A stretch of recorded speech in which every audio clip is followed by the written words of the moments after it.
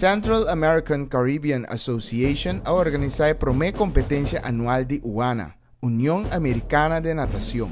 La competencia toma lugar de 19 para 21 de januario en Coral Springs, Florida, del complejo acuático Coral Springs Aquatic Complex. En la competencia aquí ha participado un total de 40 países, incluso Corsao. Corsao participa con delegación de 6 atletas, junto con el coach de Federación Regional Brizuela y jefe de delegación Shermin Engel.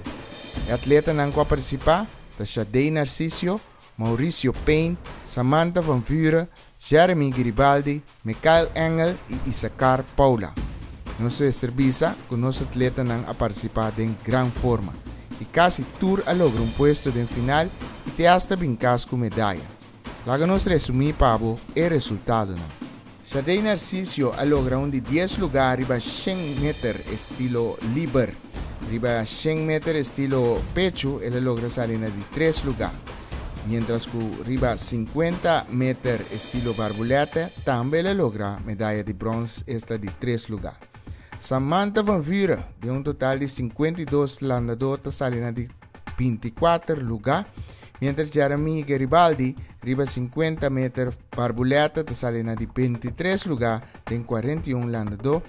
Y arriba 100 metros estilo liber, sale de 14 lugares, en 52 landadores. Mauricio Payne, arriba 100 metros estilo liber, sale de 16 lugares, en 52 landadores. Mientras que arriba 50 metros estilo barbuleta, sale de 3 lugares, en 41 landadores.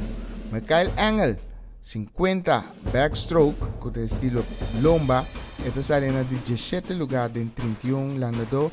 Y arriba 100 metros estilo libre, sale de 43 lugares, en 52 landadores que participaron en competencia aquí. 50 metros estilo barbuleta, también Michael logró un de 26 lugares, en 41 landadores que estaba de team. Issacar Paula competir a 100 metros estilo libre y ahí nada sale de 32 lugares, en 52 landadores.